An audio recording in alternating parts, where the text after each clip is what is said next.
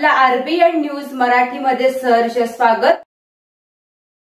दी friends association Jat संचलित Jat high school Jat तालुका जत जिल्हा सांगली जत मधील नावारूपाला आलेली शाळा।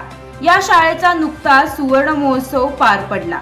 या शाळेची भौतिक सुविधा म्हणून जी इमारत होती तिचे नव्याने केलेले सुशोभीकरण आणि इमारतीभोवती सुरक्षित वॉल कंपाऊंड, स्वतंत्र महिला शिक्षक कक्ष, सुलभ शौचालय सुविधा, नवीन ॲक्वा प्लांट, रंगरंगोटी, प्रशस्त विज्ञान प्रयोगशाळा, अत्याधुनिक संगणक कक्ष अशा एक ना अनेक शालेय घटकांचे नूतनीकरण करत असताना आर्थिक निधी संकलन करण्यासाठीचा केलेला प्रयत्न, हे सर्व करत असताना संस्थेने दिलेली स्वायत्तता आणि संस्थेतील सर्व शिक्षक, शिक्षकेतर कर्मचारी आणि पालक वर्ग या सर्वांच्या अथक प्रयत्नातून आणि सहकार्यातून आकाराला आणत असताना शाळेचे मुख्याध्यापक माननीय श्री ए.बी. होवाळे सर यांचे योगदान निश्चितच कौतुकास्पद आहे।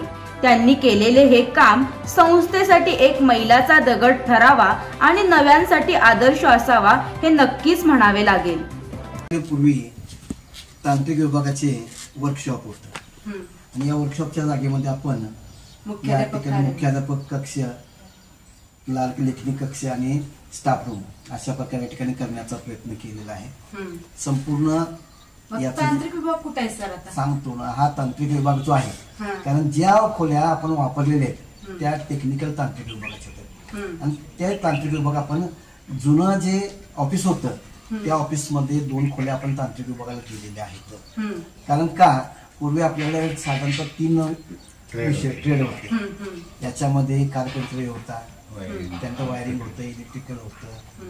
आता याच्यामध्ये सध्या सेवानिवृत्तीमुळं या ठिकाणी बरेच ट्रेड जे आहेत ते या ठिकाणी लॅप्स झालेले बदललेले आहेत। तर याच्यामध्ये सध्या आपल्याकडे फक्त इलेक्ट्रिकल हा एकच राहिलेला आहे आणि त्यामुळे एका वर्गासाठी, एका विषयासाठी लागणारे जेवढे वर्ग आहेत याच्यामध्ये जे इन्स्पेक्टर जे आहेत त्याच्यामध्ये बी.एस. सुतार सर आहेत, बी.आर. हिरेमठ सर आहेत आणि या दोघांनाही त्यांच्या अनुषंगानं त्यांना जशी हवी तशी रूम त्या ठिकाणी तयार करून त्यांना वाटायला नको की आमच्या खोल्या काढून घेतल्या आणि आम्हाला काहीच नाही, तेव्हा त्या ठिकाणी आपण 2 खोल्या त्यांना आपण तो बदल असा केला, बदल स्टाफ रूम, मुख्याध्यापक कक्ष आणि रेकॉर्ड रूम।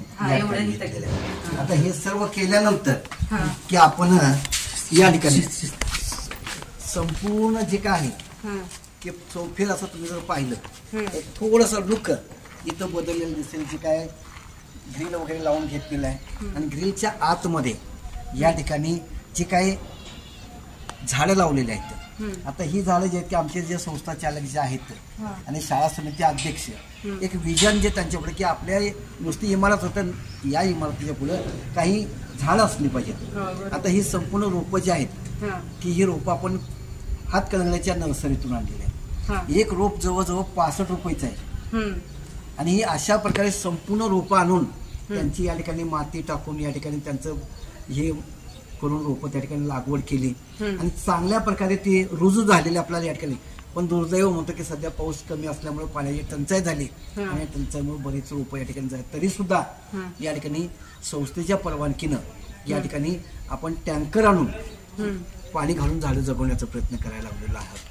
आता या ठिकाणी की संपूर्ण जर तुम्ही पाहिलं की ही जी इमारत आहे या इमारतीला संपूर्ण सुशोभीकरण करत असताना की वरचा जो फ्लोर आहे या ठिकाणी याला आपण टेरेस म्हणतो, या टेरेस वरती आपण पूर्णपणे कोबा जुना फोडून नवीन कोबा त्या ठिकाणी टाकून घेतलेला आहे।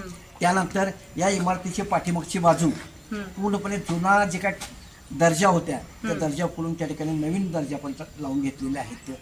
त्यानंतर या बाजूला कंपाऊंड नव्हतं, एखाद्या बाजूला कंपाऊंड नव्हतं आणि त्यामुळे बाहेरचे जे उपद्रवी मुलं असतील किंवा आणखी कोण असतील ते संध्याकाळी या ठिकाणी यायचे, या समोरच्या कट्ट्यावर बसून अगदी मनसोक्तपणे मद्यप्राशन करायचे। आणि याच्यामध्ये की माझे एक शिक्षकेतर बंधू जे होते बी.एम. कांबळे हे या ठिकाणी नाईट ड्युटीला होते आणि नाईट ड्युटीला असताना की असे काही मुलं या कट्ट्यावर बसून दारू पित असताना त्यांनी त्यांना रोखलं की बाबा रे ही शाळेचं प्रारंगण आहे, या ठिकाणी तुम्ही दारू पिऊ नको, तुम्हाला काय प्यायचं खाली जा।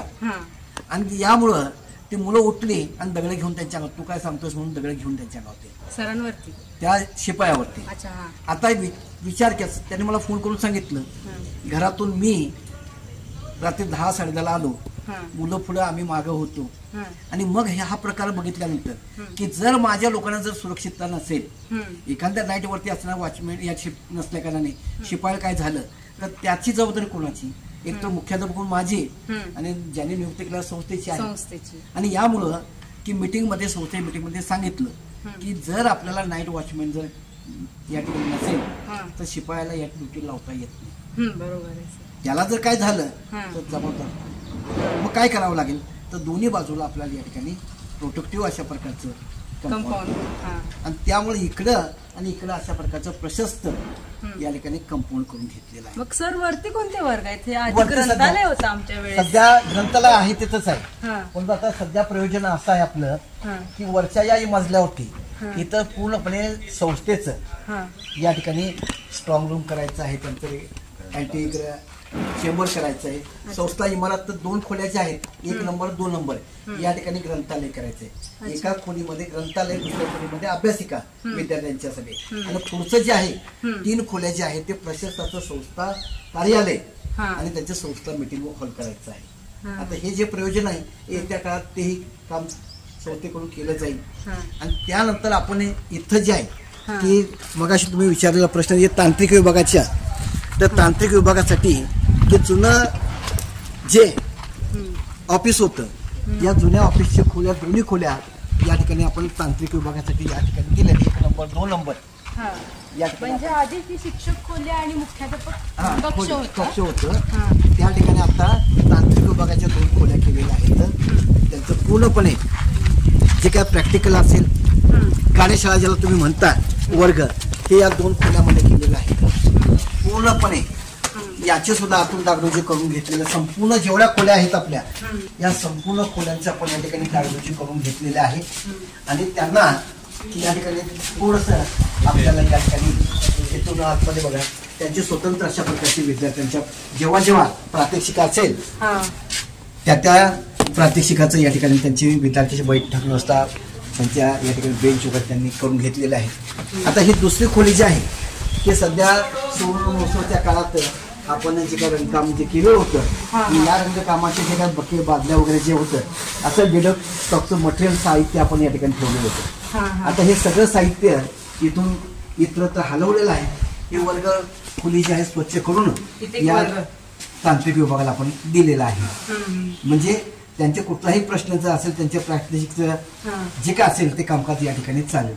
आणि त्यानंतर की सलग या ठिकाणी 10वी अ ब क, 9वी अ ब क अशा प्रकारे सलग आपण या पूर्णपणे खोल्या या ठिकाणी केलेल्या आहेत.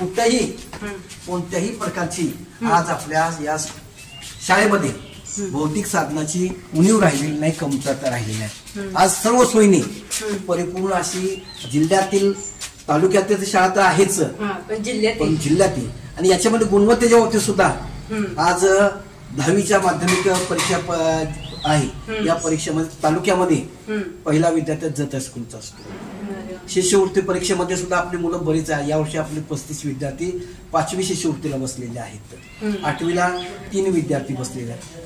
आणि अशा प्रकारे या ठिकाणी गुणवत्तेबाबत सुद्धा आम्ही पाठीमागे नाही.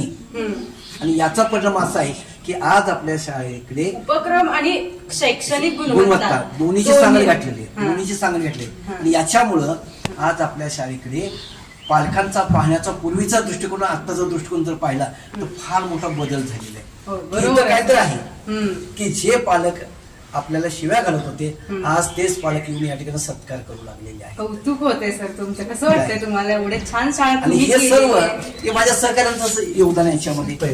काय याच्यामध्ये खरं योगदान माझ्या सहकार्यांचं आहे. आज आपण जर पाहिलं की आज सुट्टी असताना सुद्धा हे संपूर्ण जे काही या ठिकाणी थांबलेले आहेत की जेणेकरून की कोणताही पालक जर प्रवेश घेण्यासाठी जर आला तर त्याची गैरसोय होऊ नये म्हणून सकाळी 8:30 पासून ते संध्याकाळपर्यंत या ठिकाणी शिक्षक बांधव या ठिकाणी थांबतात. याच्यामध्ये संस्थेचं ऑडिट आहे, जमा खर्च आहे, ते सगळं काम तनमन धन या ठिकाणी अर्पण करायला लागलेले आहेत. आणि हा सर्व जो कायापालट जो आहे, या कायापालटामध्ये या सेक्शनचं फार मोठं योगदान आहे. हो. कारण आत्मा आहे. हो. कारण रेकॉर्ड सांभाळणारे जो काय असेल ते आमचे क्लार्क आहेत. हो सर. आणि त्यामुळं त्यांचं योगदान कोणीही विसरू शकणार नाही. आणि हे संपूर्ण जे झालेलं आहे ते हे सर्व काम आज आपण जो पाहिलं सर किती वर्ष लागली आहे सगळं दुरुस्ती होऊन सगळी बरोबर शाळा छान व्हायला? 4 वर्षाचा हा कालखंड आहे. म्हणजे सर तुम्ही 2020 साली हो. बदलून इथं आला त्यानंतर हे काम चालू आहे. त्यानंतर लगेच आपण सुरुवात केलेली आहे. हम्म. आता थोडंसं एक की या ठिकाणी तुम्हाला पाहायला मिळतं की हे पांढरे जे हाफ सर्कल आपण या ठिकाणी तयार करून घेतलेले आहेत हा हा याच्यावरती आपल्याला थोडंसं प्रत्येक संस्था हा शाळेचा या ठिकाणी इतिवृत्तांत लिहायचं. त्याचं वैशिष्ट्य काय आहे ते काम दिलेलं आहे आपण एका क्लार्क याला पेंटरला दिलेलं आहे. पण त्या पेंटरची काहीतरी अडचण आली त्या अडचणीमुळे ते राहून गेलं. हा उद्या 1 तारखेपासून ते कामाला लागता येतं. लिखाण करून घेतलं की बाहेरून आल्यानंतर की शाळेची वैशिष्ट्य संस्थेचं वैशिष्ट्य आपल्याला पाहायला मिळेल. अशा प्रकारे हे संपूर्ण काम अतिशय आज आपल्याला या ठिकाणी पाहायला मिळतं की बटन दाबलं की प्रत्येक ठिकाणी आपण पाणी या ठिकाणी यायला लागतं. अरे वा. इतकी सुंदर अशी व्यवस्था केलेली आहे. मुलांच्यासाठी भव्य दिव्य असा ॲक्वाचा प्लॅन्ट बसवलेला आहे. आज सर्व वर्ग खोल्या जे आहेत अगदी सर्व भौतिक साधनांनी सुसज्ज आहेत. ते संगणक कक्ष आहे. त्याचबरोबर या ठिकाणी मुलांसाठी सुसज्ज अशा प्रकारचं ग्रंथालय आहे. या ग्रंथालयामध्ये अगदी तुमच्या MPC पासून नीटपासून ते JEE पर्यंत जे काय लागणारे मराठी पुस्तकं आहेत ती पुस्तकं सुद्धा संस्थेनं खरेदी करून ठेवलेली आहेत.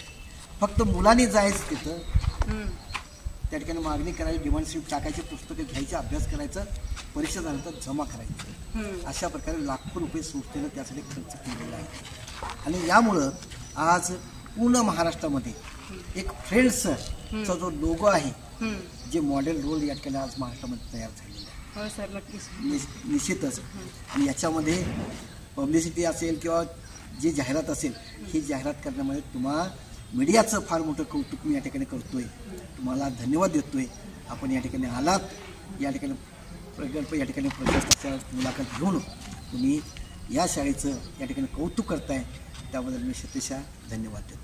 सर तुम्ही पण आम्हाला एवढा वेळ दिला त्याबद्दल खरंच मनापासून धन्यवाद. RBN न्यूज मराठीला लाईक, सबस्क्राईब आणि शेअर करा आणि शेजारील बेल आयकॉनला क्लिक करा. RBN news Marathi.